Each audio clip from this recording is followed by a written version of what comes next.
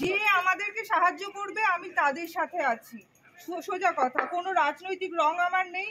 আমি আজকে সবার কাছে স্বনির্বন্ধভাবে বলতে চাই, আমাদের যে সামাজিকভাবে আমাদের যে অসম্মান আর অর্থনৈতিক সংকটের মুখে আমরা পড়েছি, আপনারা আমাদেরকে সাহায্য করবেন সাধারণভাবে। আমাদের নিয়ে রাজনীতি করবেন না যে আমরা একটা ইস্যু হয়েছি বা অস্ত্র হয়েছি যে এটাকে নিয়ে পালা বদল হবে, এ হবে কি হবে জানি না। আমরা সামাজিকভাবে অসম্মানের নিয়ে জীবন কাটাচ্ছি এবং অর্থনৈতিক সংকটের মুখে পড়েছি। আমি 5টা জেলা পেরিয়ে এখানে চাকরি পেয়েছি, চোরগুলো ঢুকেছিল বলে, না হলে আমি বাড়ির পাশেই হয়তো পেতাম। আমার আগে অনেকেই দুর্নীতিগ্রস্ত আছে, সেই জন্য এখানে এসেছি। দোষটা কোথায়? কি ভুল করেছি? কাউকে টাকা দিইনি, কোনো এজেন্টকে চিনি না, সেটা দোষ আমার? সেই দোষে আমার চাকরি যাচ্ছে। আপনারা আমাদের বাঁচান। মানে আমি কোনো ব্যানারের আন্ডারে নয়, আমি আপনার বিজেপি, তৃণমূল, সিপিআইএম কাউকে না, সাধারণ নাগরিকদের কাছে আমার এটা স্বনির্বন্ধ অনুরোধ, আমাদের বাঁচান।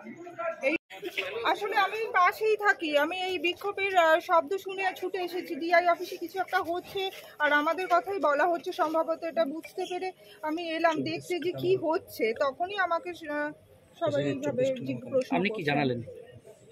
আমি জানালাম যে আমাকে নিয়ে, আমি এখানে বিজেপির একটা বিক্ষোভ সমাবেশ হচ্ছে বলেই ভেবে নেবেন না আমি বিজেপির সমর্থক।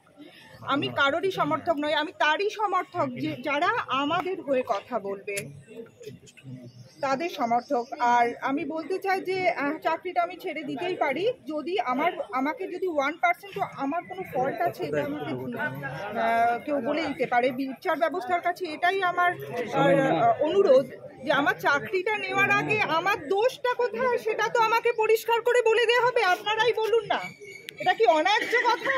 আমি তো একটা সাধারণ নাগরিক, আমার নাগরিক হিসাবে আমার দেশ আমাকে এইটুকু দেবে না? আমাদের থেকে শুধু সার্ভিস নেবে? কাল গিয়েছিলেন আপনি ওখানে? তো বাঁচতেই পারলো না, এতদিন ধরে বাঁচতে পারলো না, না বাঁচার সদিচ্ছা নেই, সেটা নিয়েই তো প্রশ্ন। কেন বাঁচতে পারবে না? আর বাঁচার দায় কি আমাদের? আমরা পরীক্ষা দেবো আবার আমরাই বেছে দেবো? না, যারা পরীক্ষা নিয়েছিল তাদের দায়িত্ব। আর বাঁচতে পারুক আর নাই পারুক, আমাদের মতো নিরীহ মানুষের উপর দিয়ে অনুমানের ভিত্তিতে আমাদের চাকরিটা নিয়ে নেবে আর সামাজিক আর অর্থনৈতিক সংকটের মুখে আমাদের কেন পড়তে হবে? আমাদের কি দোষ ছিল? সব এটা তো জলের মতো পরিষ্কার। সার্ভিস দেবেন? কাল গিয়েছিলেন আপনি? না, দেব না। ভলেন্টারি সার্ভিস কেন দেব?